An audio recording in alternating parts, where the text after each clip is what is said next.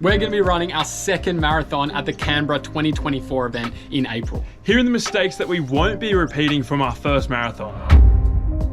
My first point is, it is essential to have a deload week. Every 3 to 4 weeks, you want to try and reduce your mileage by 20% for that week. This is going to allow your body to rest and recover properly as we train over the long period of time, aiming for that marathon at the end day. I only planned for one natural deload week, and the second one came because I had flu and it was just wiped me out. Now this led to quite a challenging back end of my program where the mileage was increasing and I wasn't incorporating enough rest time, which made it pretty brutal heading towards the marathon. And we know a deload week is so essential to help optimize your muscle recovery so you're not training to the point of exhaustion. This is going to help improve your training performance and your on the day performance as well. Now, a really important mentality to have with your deload weeks, it's like a mini taper in the fact that it's going to help you prepare for your larger mileage weeks ahead of you.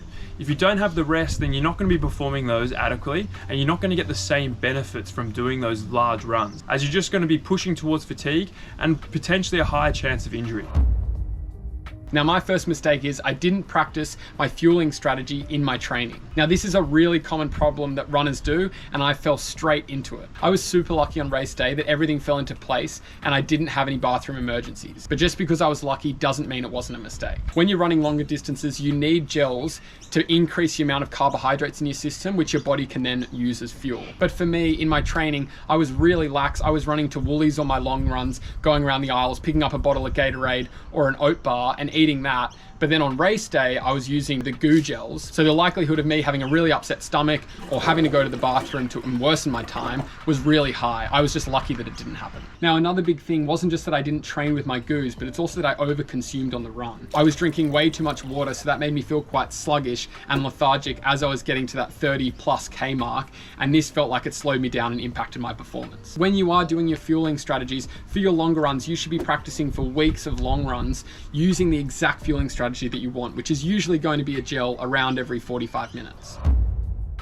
Now, my next point, don't increase your mileage by more than 10% a week. Now, this is something that we know very, very well for helping you manage your load and reduce your chance of injury or burning out as your training program goes on.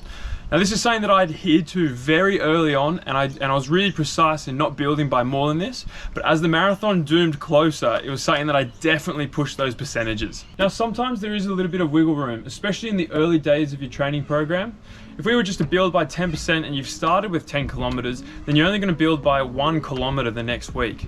So we know that you can definitely build more than this to start off with. It's just as we're building towards the middle or late stage of your program, then this is something that's going to be really essential for you to be mindful of. Because if you're getting to your 40, 50K weeks and you're building by more than 10%, then that might be when you're up shit's creek. Now, there is some evidence to suggest that you can build by 25% a week, but this may be variable based on where you are in your running journey. If you're a beginner, it may be worth having a longer training block and building by your 10% increments over a longer period of time. If you're a more advanced or intermediate runner, then yes, you may be able to go for those 25% increases and be safe and comfortable whilst you do that. But you're only going to increase by these large mileage percentages at the early phases of your training program where the miles are lower. Now, my second mistake was I didn't strength or cross train. Now, this is typical physio energy. I tell so many people that they're idiots if they don't incorporate strength training, and then I go and do the exact same thing. It's proven in the literature and evidence that incorporating strength training 2 to 3 times a week across an 8-week training block will improve your strength and therefore improve your performance as a runner. It's also going to reduce your risk of injury and provide that cross training and variety of training that makes you a more holistic athlete. Now, it's not just about strength training, it's also about cross training and getting in those low impact aerobic activities like cycling or like swimming that challenge your breathing, but they don't have a lasting impact on your fatigue levels. And again, these were just completely left out of my training block. Incorporating both strength and these cross trainings will also improve your satisfaction with your training program because it's providing variety and interest to just your boring, sluggish running routine. So again, my mistake is I didn't strength or cross training across the whole of my marathon prep. And so what I'll do differently is at the start of my prep, I'll be doing these big strength blocks of 8 weeks in order to improve my strength and my performance as a runner.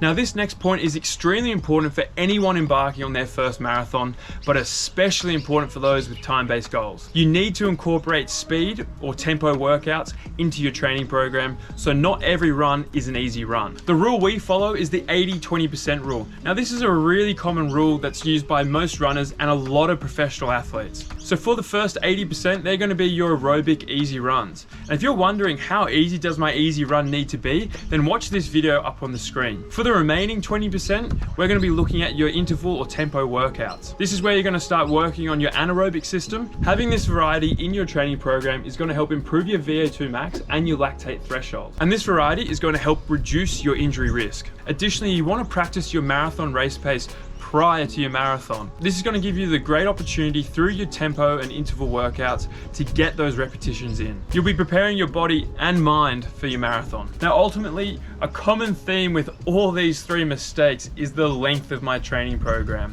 3 months just gave me no buffer room, so with things that I hadn't planned for, it was blowing out my training program. I ended up trying to prioritize my high mileage runs because I was nervous that I wouldn't have the distance in my legs, and the first thing to go was my tempo and interval workouts as a result. If I had a larger training block, it would have given me some wiggle room to factor in for things that I just hadn't planned for. Now in my case, almost 100% of my runs were my easy runs. Initially I started the training program with my threshold and intensity workouts, but I just found that the recovery was getting too long and it was impacting my long easy runs. So therefore, I just prioritized the distance over speed, and that was my mistake.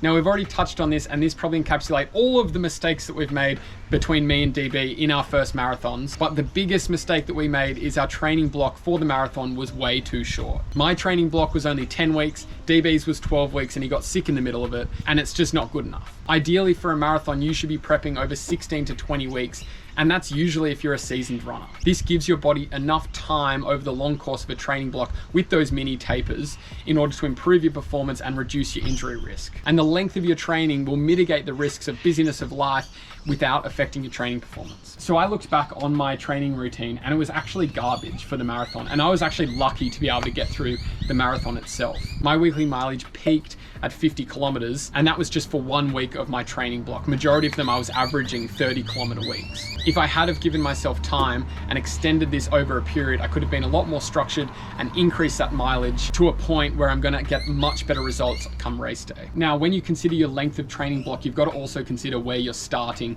in terms of weekly mileage. So for me, I started pretty much at 10 to 15 kilometers. So in order to get to those big blocks, I was increasing and doing DB's mistake of increasing by these massive weekly jumps. However, if you're starting with 30 to 40 kilometer weeks, then the likelihood of you being able to do a shorter training program and get away with it is more likely. But for most people, if you want to have a really fast race day and you focus on time, I would recommend a 16 to 20 week training block, especially if it's your first marathon. Now you've heard it from us now, do not make the same mistakes that we made. If you have made a different mistake to us, we want to hear about it, so drop it in the comments. Thanks heaps for tuning in for today's episode. We'll see you in the next one. Subscribe. Weekly mileage peaked at, I think I heavily relied on my, oh my gosh. I think it's waiting for you to speak. I think I